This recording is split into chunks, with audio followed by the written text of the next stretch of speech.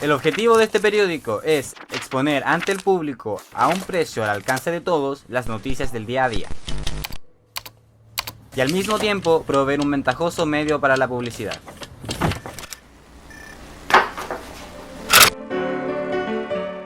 Estas palabras fueron escritas en todas y cada una de las portadas de Son, el primer diario realmente masivo y accesible de la historia de la humanidad, siendo este el que daría inicio a la prensa de un centavo en el Estados Unidos de 1833, transformando así al periódico en el primer medio de comunicación masivo, transformando así a la prensa escrita en el medio de noticias de la época. Estas palabras no solo definirían al periódico, sino que definirían a todos y cada uno de los siguientes medios de comunicación masiva que le seguirían.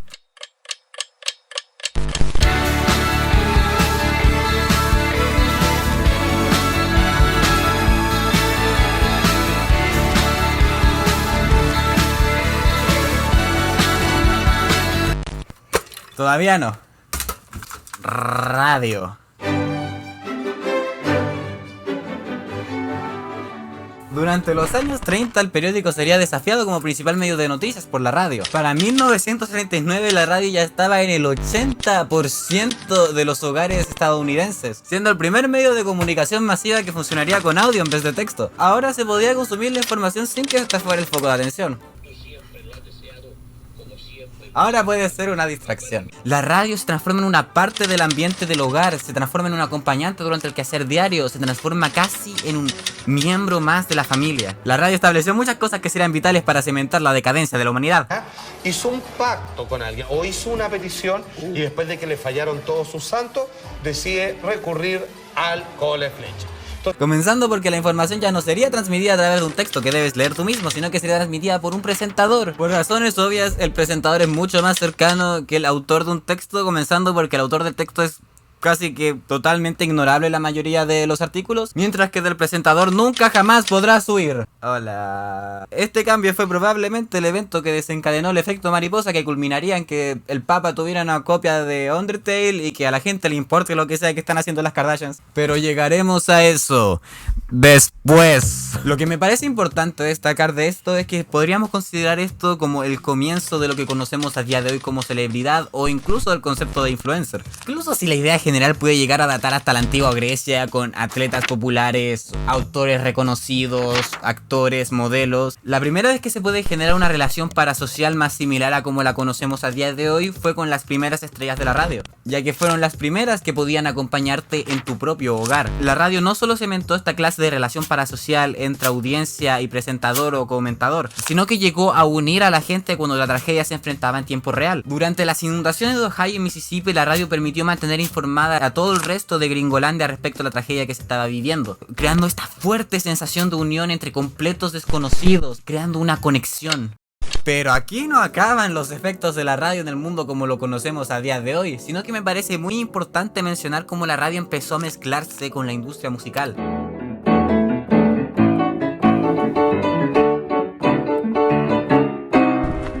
La radio ya no solo servía para la comunicación de información como lo solía hacer el periódico, sino que se empezó a entremezclar con la manera en la que la gente consume el arte y cómo los artistas distribuyen su trabajo. La radio rápidamente cambió cómo se consumía la música en todo aspecto. La radio hizo ascender a distintos músicos a niveles de popularidad y fama que no se habían presenciado nunca en la historia humana antes. Sacó a luz talentos y acompañó a cientos de personas alrededor del mundo. Pero sobre todas las cosas, la radio comenzó un sentido de comunidad que no solo estaba regido a los límites geográficos. Y muy pronto no sería tan solo la música la cual podría llegar a medios masivos.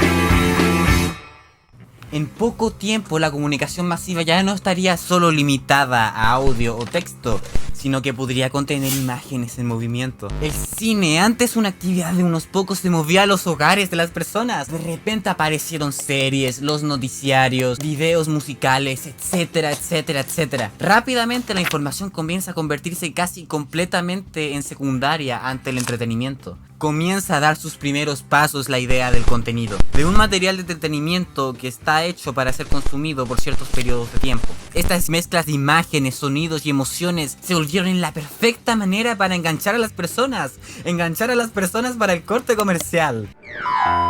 Mucho más que la radio o el periódico pudieron nunca aspirar a ser, la televisión era increíblemente lucrativa. El simple hecho de poder mostrar un producto en movimiento físicamente pusieron las miradas de todo aquel que quisiera promocionarse o enriquecerse en la televisión. De repente todos querían saber lo que estaba pasando dentro de esta interesante caja y lo que sea que estaba haciendo la gente que habitaba en ella. Rápidamente la información y el material presentado en la televisión se vuelve sujeto al interés de los anunciantes, que a final de cuentas eran los que financiaban todo el espectáculo. Se estaba generando una gigantesca industria alrededor de la caja mágica. Esta se transformó en el eje sobre el que el mundo gira. Las celebridades, los eventos mundiales, todo el planeta orbitaba alrededor de la caja. Y los años pasaban y la tele y las cadenas que la controlaban solo aumentaban su influencia. Y cada vez las décadas comenzaban a tener personalidades más marcadas alrededor de todas las culturas. Y las personalidades de estas décadas eran en gran parte definidas por la caja. La tele fue un medio tan potente que, a diferencia de sus predecesores que se limitaban a ser reflejos del mundo que los rodeaba, pasó a ser lo que definía al mundo que la rodeaba y a las personas que lo habitan.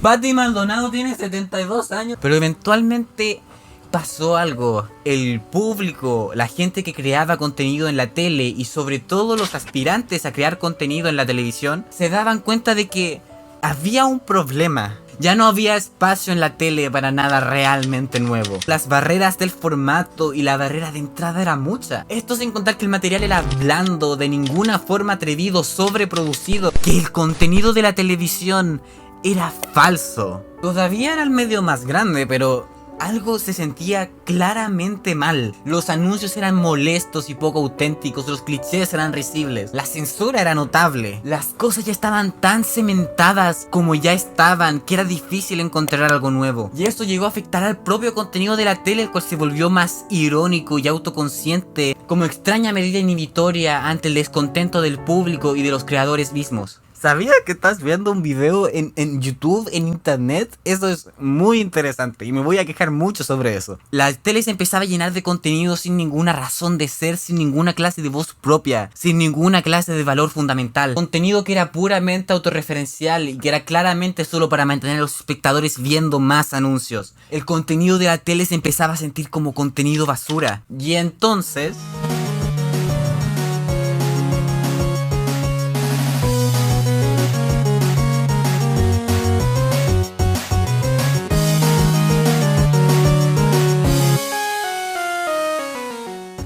computadoras. No tengo un objeto físico para representar la computadora, tengo un monitor, pero como que eso no funcionaría. Lentamente ascendiendo a lo lejos estaba un Bill Gates meando por las colinas y se veía que comenzaba la revolución computacional. Acabo de ir al baño entre tomas, lo digo para que sepan que pueden confiar en mí y en mis intenciones. Se solidificaban las bases de lo que conocemos a día de hoy como internet. No entraré en detalle de cómo funciona porque primero, que paja, y segundo, no sé. El ascenso del internet va muy de la mano con el ascenso de la computadora. Lo que conocemos como internet empezó a desarrollarse gracias a un proyecto de la Agencia de Proyectos de Investigación de Defensa Avanzada estadounidense. No me iba a aprender eso. Resultando en el ARPANET, precursor de lo que hoy conocemos como Internet. ARPANET tenía el propósito de ampliar la información disponible para distintas instituciones como universidades o laboratorios, proveniente de una frustración ante el hecho de que no había suficientes computadoras alrededor del país con la suficiente información para facilitarle a los investigadores y estudiantes sus tareas, creando demasiadas barreras entre la gente y la información. Eventualmente esta red comenzaría a transformarse en algo más similar a la Internet que conocemos hoy en día, con la aparición de proveedores de internet que permitieron la llegada de internet a los hogares de las personas. Aquí es donde aparecen los navegadores de internet para computadoras personales. El primero de estos se llamaba World Wide Web, creado por Tim Berners-Lee, y la primera página fue esta en pantalla ahora mismo. Fue hecha por Tim con información sobre World Wide Web y en realidad no es tan remarcable. Pero un poquito después aparecería Internet Explorer, reconocido por ser como el tercer jinete del apocalipsis y ser el hazmerreír de cuantocabrón.com por muchos años. Para este momento Windows ya era una cosa. Corría en 1995 y Windows 95, creado en 1995, estaba entrando en los hogares de muchas personas que vivían en 1995. Tengan cuidado si viven en 1995, ya que las computadoras personales ya eran algo común alrededor del mundo en 1995. Muchos de estos hogares de 1995 también estaban comenzando a conectarse a Internet en 1995, por lo que Microsoft en 1995 decide implementar a su sistema operativo creado en 1995 su propio navegador de Internet creado en 1995, nombrado como Internet Explorer. Ese era el nombre completo. En un principio, en la fase del Internet conocida como Web 1.0, la mayoría de páginas consistían en texto e imágenes, y se caracterizaban porque todavía no era algo realmente simple para cualquier persona subir su contenido a Internet, ya que no existían todavía muchas páginas que hicieran de plataforma para contenido de otras personas que no fueran los creadores de la página. La mayoría de páginas eran más bien diarios virtuales, donde el usuario era más bien pasivo y se limitaba a tan solo recibir la información. Pero con el veloz avance tecnológico empezaron a aparecer páginas que permitían la subida de contenido por parte de sus propios usuarios, entrando en la fase conocida como Web 2.0, dando así inicio a la era moderna de Internet. Llegamos, felicidades equipo. Entrando a los 2000, el Internet era un patio para todo el que quisiera compartir, expresar, crear, mandar amenazas de muerte, decir insultos racistas, organizar grupos extremistas políticos y compartir contenido individuo. En cuanto a las cosas positivas de esas cosas, con el ascenso de los blogs personales, los foros de discusión, pero sobre todo con plataformas como Newgrounds o YouTube, enfocadas en compartir material en video, el Internet era un aire fresco de los demás medios que eran profundamente controlados por corporaciones. Volveremos a eso también. Era un medio de las personas para las personas, haciendo que el software y la información fuera libre de ser compartida sin limitantes geográficas, dándonos así la libertad a todos de piratear cuantos productos de Adobe quisiéramos, liberando así el conocimiento a las personas para desarrollar habilidades que no podrían haber desarrollado de otras maneras y poder exponer estas ante el mundo y enseñarlas a otros de nuevo. Se encontraba contenido real, personal y mucho más cercano, mucho más humano que el que se podía encontrar en la televisión. Era el medio de la juventud, era libre, rebelde, de fines altruistas, incluso así un poco salvaje a veces. Durante estos tiempos ascendieron distintos nombres alrededor de Internet. Por nuestro lado del globo éramos un poco más pobres y no teníamos cámaras, pero eso no evitó que el Loquendo fuera utilizado como medio de expresión juvenil. A fin de cuentas era un medio sin barrera de entrada y esencialmente libre. Ya hablé algo respecto en el video previo y en otros videos anteriores, pero esto fue una verdadera revolución creativa como nunca se había visto antes en la humanidad y como muy difícilmente se volverá a ver. Pero hoy quiero centrarme un poco en un personaje al cual quizá conozcan, porque llevo años tuiteando que haré un video al respecto. Así es, los engañé para que vieran mi video de Bo Burnham. The song isn't funny at all, but it helps me sleep at night. Bo Burnham comenzó siendo un músico cómico de internet. Sus canciones trataban temas controvertidos con un toque cómico. Rápidamente Bo conseguiría un contrato con Comedy Central y podría ascender a los medios tradicionales, pudiendo así filmar y presentar distintos especiales cómico-musicales, escribir un libro y dirigir una película. Y una serie de televisión. Me había olvidado de eso en el guión, me acordé ahora. Bien, cerebro. Au. Para mí lo que siempre destacó del material de Bo cuando ascendió a los medios tradicionales fue que demostró que su contenido tenía sustancia y un mensaje más allá de solo estar limitado a ser cómico y aceptable por las bajas expectativas que tenía la gente del contenido de internet, a diferencia de otras celebridades de esa época que también ascendieron a medios tradicionales, y fue traumático para todos los envueltos. Tanto Make Happy como Wordsworth son increíbles especiales músico-cómicos y me encantaría hablar más de ellos en profundidad, pero me estoy quedando sin ideas para videos, así que deberían decirme en los comentarios si quieren que hable de ellos y deberían verlos, están en Netflix. Y si no me equivoco, Wordsworth está gratis en YouTube. Véanlos después de que termine este video. Ambos especiales se centran en ser lo más auténticos posibles. Son reflexiones sobre Bo, sobre su carrera, su industria, cómo afecta este teatro a su mente, hasta un punto en el que llegó a ser incluso degradante para la salud mental de Bo, teniendo varias crisis de pánico en el escenario mientras actuaba. por lo que en 2016 Bow se retira del stand-up. Posterior a esto, Bow se limitaría a dirigir la película 8th Grade, una película sobre los efectos de las redes sociales en los preadolescentes. Pero aparte de eso, no se supo mucho de Bow por estos años. Durante alrededor de los finales de los 2000 y comienzos de los 2010, la web evolucionó otra vez a la fase que conocemos como Web 3.0, la cual se centra en la comprensión profunda de datos para tener una internet más inteligente e interconectada, por así decirlo. Para tener anuncios teledirigidos y personalizados para tu persona. Entre las ideas que engloba la Web 3.0 se encuentra la idea del Internet de las cosas. Por eso es el título, es un título excelente de nada. Hice este video solo para poner ese título. El Internet de las cosas consiste en una profunda interconectividad entre dispositivos y de un seguimiento más cercano al usuario para poder seguir más de cerca sus datos para brindar un servicio más personalizado. El seguimiento de comportamientos, intereses y tendencias es vital para esta fase del Internet. O sea, que si te gustan los gatos te van a salir más fotos de gatos. Y si tienes un gato te van a vender artículos para gente con gatos. Porque saben que tienes un gato y que se llama Ernesto. Cochito, cochito, cochito. O sea que lo que importa es que sea muy probable que tú crees el anuncio. Mándenle saludos a sus gatos. Los algoritmos se refinan con la finalidad de que el usuario se mantenga la mayor cantidad de tiempo consumiendo anuncios. Para que pueda decir, un teléfono que se dobla como un armadillo. Yo siempre he querido un teléfono que se asemeje más a un armadillo. Necesito saber quién fue el de la idea en Samsung porque es una pésima idea. O sea, la cosa es que todos los efectos secundarios que puedan tener estos algoritmos en las personas son un mero daño colateral. Y no deberían preocuparse, porque nada está pasando y todo está bien. Teléfonos, hay teléfonos ahora, eso es importante, eso es muy importante, eso es extremadamente importante. Es vital el tiempo en el que te demores en echar ese cagón. Probablemente estés registrado en algún lado, en alguna base de datos, saben cuánto tiempo te demoras en cagar. Probablemente estés cagando ahora mismo, sé que ven los videos en el baño. Y si no lo estás... Perdón. Cuando el internet se mezcló con el dispositivo móvil, como que el internet dejó de ser un medio de comunicación y se transformó como en el inicio, el medio, el final, el intermedio, el clímax, el entreacto.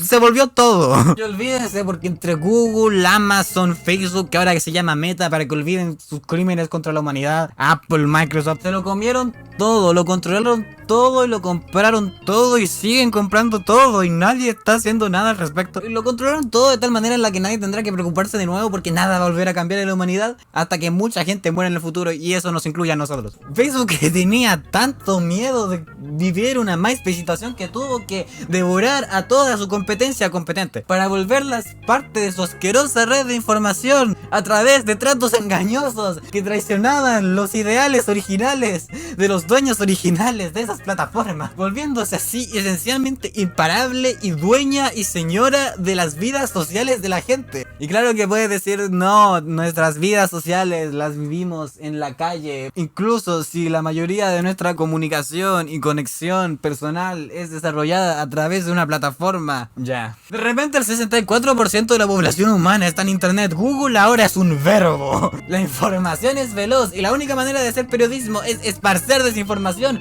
y ser amarillista, porque de otra manera vas a morir de inanición rápidamente, muy pronto, ahora mismo. No estudies periodismo, sal de ahí. Google es el único navegador que no provocará que te hagan bullying por anciano o por no bañarte. Y también son dueños de esencialmente la única plataforma de video horizontal que importa. Y la plataforma de video vertical es incluso más malvada. Y un sujeto llegó y decidió que se iba a comprar Twitter, medio de información de millones. Y pandemia, hay una pandemia global. Como quizás ya sepan, durante 2020 comenzó una pandemia mundial, la cual mantuvo a la mayoría de personas en sus casas por la mayoría de 2020, donde el único método de mantener interacción social o una vida o hacer cualquier cosa era mediante internet, incrementando así significativamente el uso de este entre todas las demografías y todos los grupos etarios. Rápidamente, simultáneamente, al mismo tiempo, en un año. Esto causó un profundo efecto social, del cuales efectos aún estamos presenciando y seguiremos presenciando. Algo claramente sucedió. Todo el mundo pasó un mal momento durante la pandemia, teniendo que enfrentar el hecho de estar encerrados por largos periodos de tiempo. Y eso nos lleva de vuelta a Bo Burnham. No me iba a quedar ahí. Quien durante la pandemia creó uno de los especiales músico-cómicos más potentes de la vida, donde este ilustró sus experiencias durante la pandemia, escribiendo, componiendo y grabando todo el especial en una pequeña habitación. Más allá de la pandemia y sus efectos, el especial tiene mucho que comentar respecto al estado de la sociedad. Bow presenta que el encierro de las personas no es solamente físico, sino que también es mental. Un sentimiento que tan solo se amplifica cuando el aislamiento también es físico. Bow le da la bienvenida a este extraño público pasivo a su pequeña habitación durante el especial. Durante el especial se observa a Bow pasar por altibajos emocionales con distintos skits cómicos y canciones, donde Bow hace burla al estado actual del internet, haciendo referencia a cosas como las videoreacciones y la profunda y sofocante autoconciencia provocada por la constante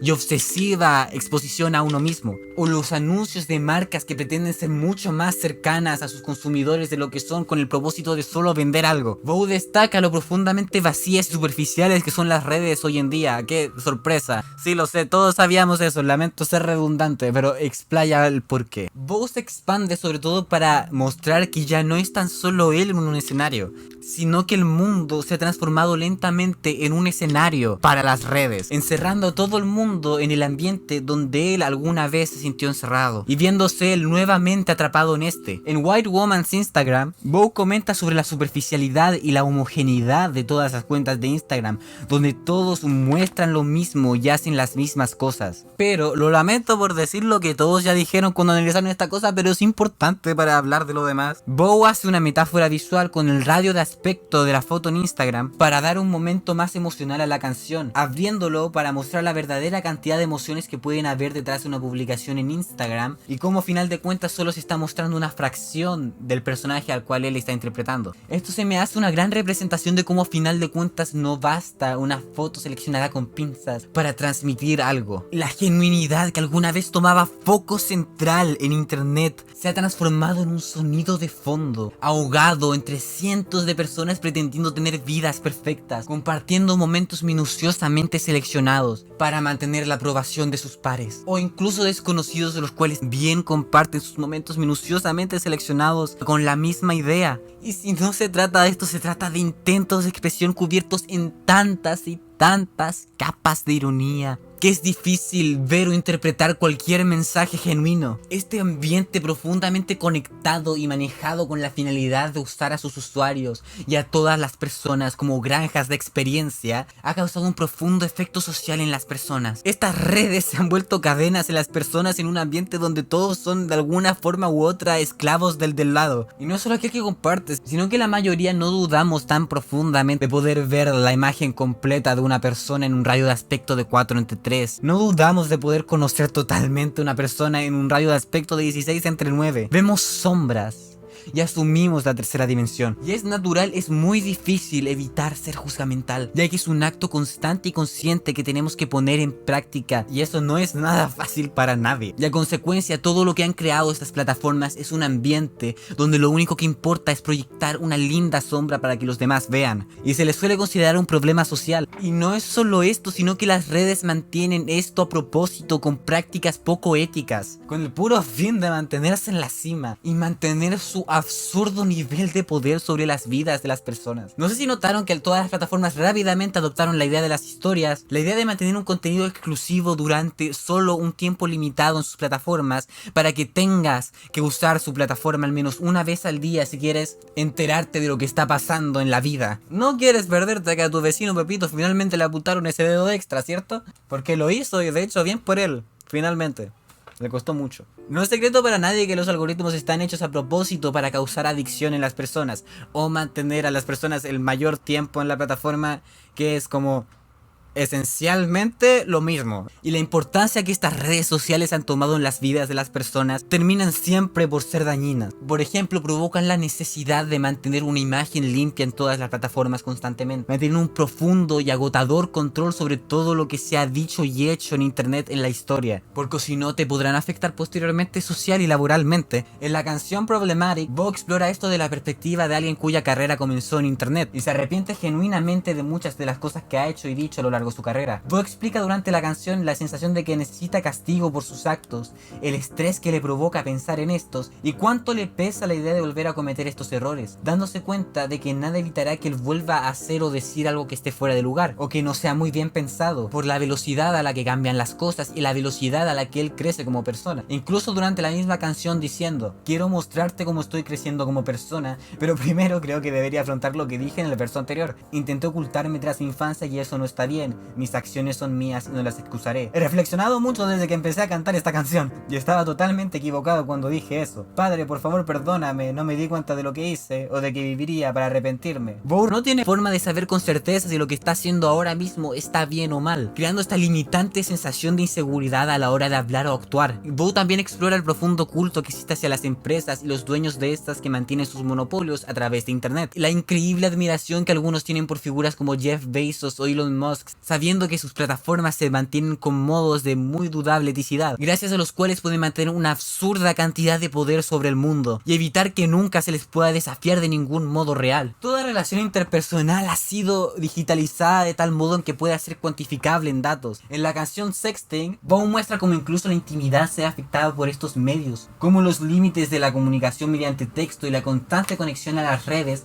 pueden terminar por afectar a las personas y a sus conexiones, y cómo hemos aceptado eso ya que al parecer no existe otra opción. Hay una gigantesca cantidad de personas que están increíblemente solas. En tan solo Japón hay como 100 billones de millones de hikikomoris, no sé cuántos son. Son muchos. Por alguna razón hay muchos en Japón. Hay tanta gente convencida de que no es necesario estar cerca de nadie más, porque no necesitamos a nadie más, porque las otras personas no son una burbuja de eco y tienen sus propios libres albedríos que podrían chocar contra el tuyo. No como en las redes donde te puedes tener un paraíso entre rejas donde todos piensan igual que tú, terminando por crear una cadena que es tan solo beneficiosa para estas plataformas. Cuando tienes tanta gente sumida en soledad y tú puedes venderles el reemplazo a la compañía humana, puedes simultáneamente traer la distracción del mundo que se está destruyendo mientras eres un agente de la destrucción del mundo. Si eres dueño de las conexiones de las personas, eres esencialmente dueño del mundo. Por esto es que las relaciones parasociales son un problema, porque cuando tienes gente cuya carrera se sostiene a base de ser el único amigo de muchas personas y tienes tanta gente que se ha acostumbrado a vivir en soledad con un ídolo que tiene prohibido desafiarle, se crea una esclavitud mutua, un parasitismo, donde el influencer en cuestión de desprender una imagen perfecta que nunca choque con nadie y en base a esta el espectador crea una idea falsa sobre las relaciones interpersonales, condenándose a seguir dependiente de esas plataformas. Así como consigues gente cuyos universos se derrumban cuando ven que sus ídolos pueden hacer el mal o que los defienden a puntos enfermizos. Claro que estoy hablando de casos aislados y relativamente pocos para las audiencias totales que usan plataformas como Twitch, pero innegablemente las plataformas solo se benefician e incitan esta clase de relaciones parasociales. Si el creador no funciona como una máquina para crear contenido para estas personas, quedará sumido en la irrelevancia del algoritmo. Mucho del discurso público respecto a la parasocialidad se enmarca en un ataque a los creadores o un ataque a las audiencias, pero poco se habla de las plataformas que obligan a sus creadores a ser máquinas de contenido constantemente si es que quieren mantenerse viviendo de la plataforma, para poder mantener a la mayor cantidad de gente enganchada a estas relaciones parasociales, que no serían posibles de otra forma, para mantenerlos viendo anuncios de heladería, Crazy el Supra, hace helados de verdad en pocos minutos. Perdón. En Welcome to the Internet, Bo interpreta una clase de comerciante que canta sobre las infinitas maravillas de internet. Mientras la canción se vuelve más veloz y caótica, las cosas que él lista se vuelven más y más turbias. Desde tips para cocinar tallarines, a ver niños muertos. Tenemos películas, doctores y deportes de fantasía. Y un montón de dibujos hechos con lápices de colores de todos los personajes de Harry Potter culeando entre ellos. La apatía es una tragedia y el aburrimiento es criminal. Tenemos de todo y de lo que sea todo el tiempo. Llega un punto de la canción de donde Bo empieza a hablar de cómo era el internet de antaño, viendo cómo en retrospectiva era inevitable que se transformara en esto. El comerciante de malos propósitos se dirige al público más joven con las líneas: pusimos nuestras vistas y pasamos nuestras noches esperando por ti. Tú, insaciable tú. Mamá te pasó el iPad, tenías apenas 2. Y hacía todo lo que lo diseñamos para hacer. Y ahora mírate. Tú, imparable, observable. Tu momento es ahora, tus adentros están afuera. Querido, cómo has crecido. Y si permanecemos juntos, quién sabe qué podamos hacer. siempre fue el plan, el mundo en tus manos, colocar. Posterior a esta pausa, el comerciante vuelve a su actitud usual con una progresiva risa malvada. Bow muestra la naturaleza infinitamente intrigante del internet, pero cómo estas inimaginables capacidades terminan siendo el gancho utilizado por estas corporaciones para atraparte. Y sobre todo a nuestra generación y las que vienen, no sé si a tu generación, a los Zoomers, para sacar tus adentros todo lo que tengas y transformarlo en contenido y que te permitas vivir en su rueda de hámster donde ellos ponen las reglas, diseñando cuidadosamente sus productos para generar este efecto. Y esto no es solo para los más jóvenes. La desinformación está a la orden del día con la gente mayor. Sobre todo con TikTok. ¿Has hablado con alguien mayor de 30? Les contarán todos los secretos que el gobierno no quiere que sepas. Los lápices están hechos con una piel alienígena que provocará que te salgan escamas en los brazos si tu signo zodiacal es Géminis. La necesidad de perseguir la atención y las billeteras de la gente ha eclipsado cualquier ética o propósito inicial que haya tenido el internet, a un punto en el cual se siente hasta distópico. La información del día es irrelevante. Lo importante es tener la mejor y la más efectiva manera de mostrarte anuncios y de continuar mostrando anuncios, preferiblemente hasta que el sol explote. La privacidad es un mero privilegio. Cada cosa que haces está minuciosamente registrada para ser transformada en ganancias para alguien que no eres tú. Y esta ganancia utilizada para mantenerte lo más atado y dependiente a sus productos posible. Es vil desde cada aspecto, parece un plan de supervillano, pero no lo es. Es en lo que se ha transformado este profundamente explotable medio. Y además sería mucho más divertido si fuera un plan de supervillanos y Megamente me dijera que comprara un NFT.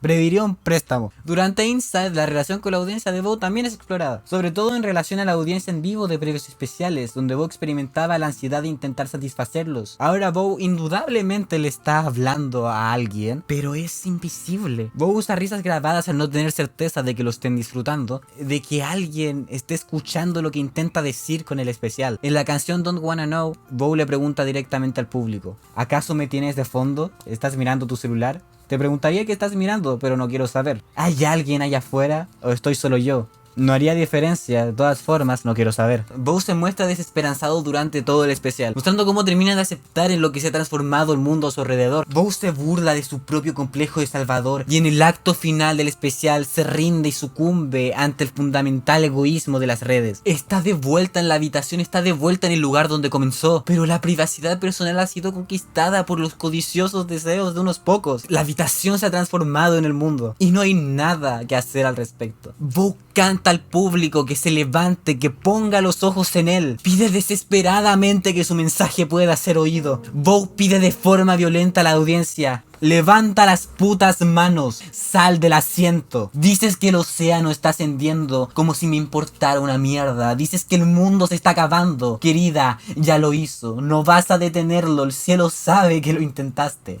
Entendido, ahora vuelve adentro. Bow acepta que lo que está pasando es esencialmente el fin del mundo. En la canción That Funny Feeling, Bow canta sobre las distintas ironías del mundo moderno, el cual se llega a sentir tan absurdo que Bow solo puede aceptarlo. Solo puede aceptar el final de todas las cosas. Totalmente agorafóbico, perdiendo la concentración, desenmascarado. Un libro sobre cómo mejorar, entregado por un dron. Totalmente disociado, has perdido totalmente la cabeza. Googlear de realización y odiar lo que encuentras. El ligero aire veraniego en comienzos de otoño. La tranquila comprensión del final de todo. Ahí está otra vez esa sensación chistosa. Otra línea que se me hace muy interesante es una que sale en las escenas eliminadas de Inside, en un skit donde aparecen 3 Bows hablando al mismo tiempo. El Bow que termina cortando la escena es el que dice: esta es la energía vital de nuestra industria, este siempre cambiante discurso público, la eterna conversación que renace a cada momento, pasando en todos lados, en todas las plataformas, entre todos los usuarios. Esta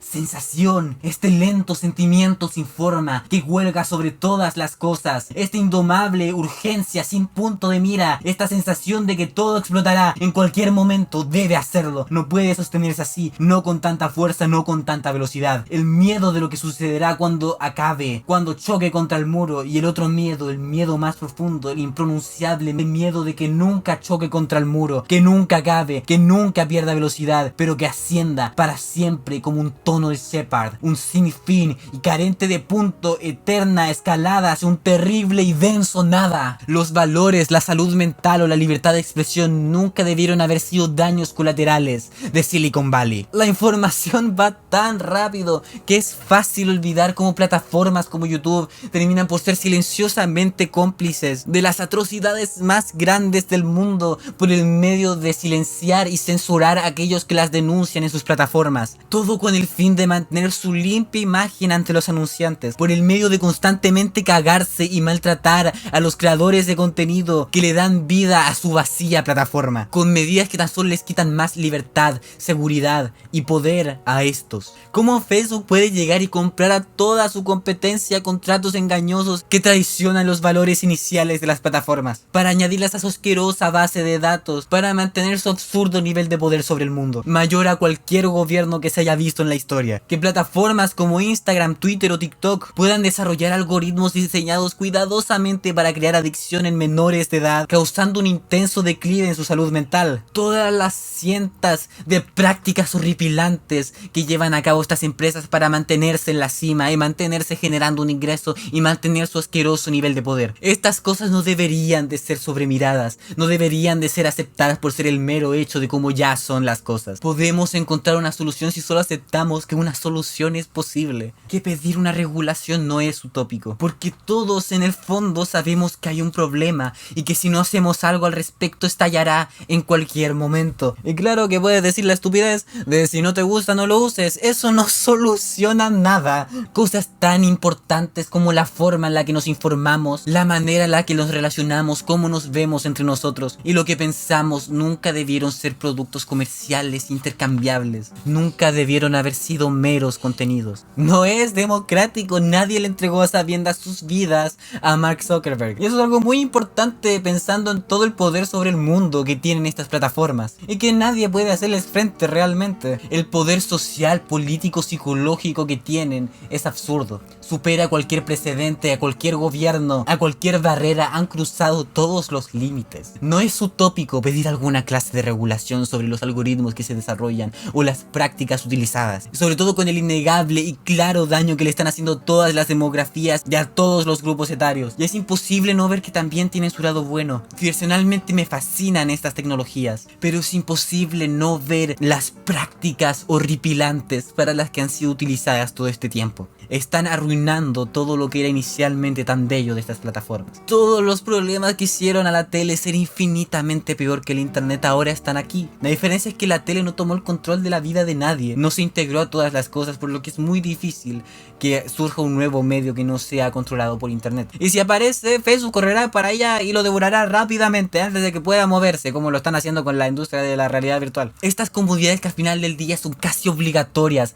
para ser un participante en la sociedad o incluso competir en esta, vienen con el precio de entregar tu vida en forma de set de datos. Y claro que no hay mucho más que hacer al respecto que hacer uso responsable de estas plataformas, sobre todo cuando las mismas 5 empresas tienen un monopolio en un espacio esencialmente infinito. Pero lo importante y el punto de este video es que no lo olvides, que no olvides que incluso es imperceptible un daño se está haciendo, injusticia está ocurriendo, algo se está tomando. Claro que en el internet todavía hay espacio para la creatividad y la genuinidad, todavía eres más o menos capaz de subir lo que quieras. Aunque cada vez las plataformas estén más y más centradas en solo visibilizar el contenido que no le haga cosquillas a los testículos de Nestlé, la organización que aparentemente es la verdadera dueña del mundo a través del Nesquik y cuyo poder todos acordamos con el constante consumo del chocolate trencito. ¿Sabes qué? Retiro lo dicho, no eres libre de subir lo que quieras si quieres que alguien lo vea o monetizarlo. Lo cagaron todo, ojalá se muera. Esta sigue siendo una plataforma mejor que las otras, es lo que quiero decir. Y lo digo en serio, si quieres crear algo, levántate y créalo. En cuanto termine el video y hayas cliqueado la campanita, me hayas seguido en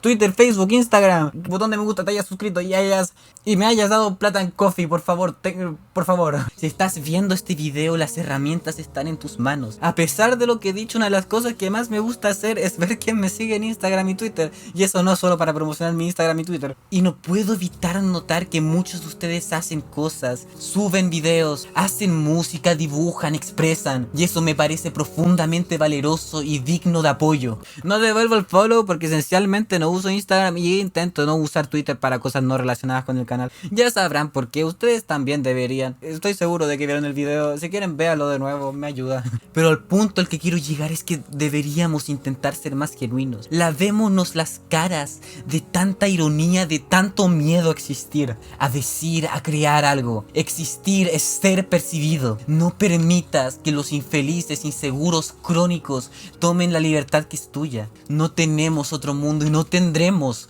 otra vida con las circunstancias perfectas, los materiales ideales, la educación perfecta donde todos escuchen. Tienes derecho a estar molesto, deberías gritar, porque si no nunca nadie va a poder escuchar todo lo que tienes para decir. Debes permitir que las cosas te importen genuinamente, porque si no, esencialmente no estás existiendo. No tendrás más oportunidades para existir. Ten el valor de arriesgarte a la desaprobación, porque la vivirás de todas formas. Una actitud irónica te exime de ser criticado y de que tu ego se pueda ver golpeado, pero vale la pena si no valoras lo que tú piensas. ¿Puedes valorar lo demás? La actitud que alguna vez fue en respuesta a la falsedad se ha vuelto la nueva falsedad. Un cinismo que nos evita ser obstinados en un mundo que necesita obstinamiento. Hay demasiada gente que está rendida y está dejando que la inseguridad que impregnó sus vidas dirija su destino. Y no es nada de lo que avergonzarse, porque todo a tu alrededor está hecho para que creas eso. Continúen creando cosas, es maravilloso, es la esencia de un internet libre, es la esencia de un internet de las personas. Y quizás lo siguiente suene irrelacionado, pero cito: ya conoces la diferencia entre el tamaño y la velocidad de todo lo que pasa a través de ti y de la pequeña inadecuada fracción de todo lo que puedes dejar a los demás saber. Como si dentro de ti existiera una enorme habitación de lo que parece ser todo en todo el universo en un momento y otro. Y a pesar de esto, las únicas partes que puedes sacar tienen que de alguna manera apretujarse a través de esas pequeñas cerraduras que ves abajo de las manillas de las puertas viejas. ¿Qué piensas exactamente que eres? Los millones y trillones de pensamientos, memorias y juxtaposiciones que pasan como un flash por tu cabeza y desaparecen. ¿Alguna clase de resumen o recordatorio de estos? Tu historia. La verdad es que ya has oído esto, que esto es así, que esto es lo que deja el espacio para los universos en tu interior, las infinitas fracciones de conexiones y sinfonías de distintas voces, las infinidades que nunca puedes mostrar a otra alma. ¿Y piensas que te hace un fraude? Esa pequeña fracción que apenas dejas ver, claro que eres un fraude. Claro que lo que la gente ve nunca eres tú, y claro que lo sabes. Y claro que intentas manejar qué fracción ve la gente si ya sabes que es una fracción. ¿Quién no lo haría? Se llama libre albedrío, Sherlock. Pero al mismo tiempo, es la razón por la cual se siente tan bien romper en llanto frente a otros, o reír, o hablar sin sentidos, o cantar en bengalí. Porque ya no es lenguaje. No se está apretujando a través de ningún agujero. Así que llora todo lo que quieras, no le diré a nadie. Pero no te hubiera vuelto un fraude cambiar de opinión. Si puedes pensar en momentos en tu vida en los cuales hayas tratado gente con extraordinaria decencia y amor y pura preocupación desinteresada solo por su valor como seres humanos, la habilidad de hacer eso con nosotros mismos, tratarse del modo en que tratamos a un muy buen, preciado amigo o a un pequeño niño que absolutamente amamos más que a la vida misma. Creo que es posible alcanzar eso. Creo que aprender a hacer esto es parte del trabajo que estamos aquí para hacer. Vayan afuera, toquen paso, bye bye.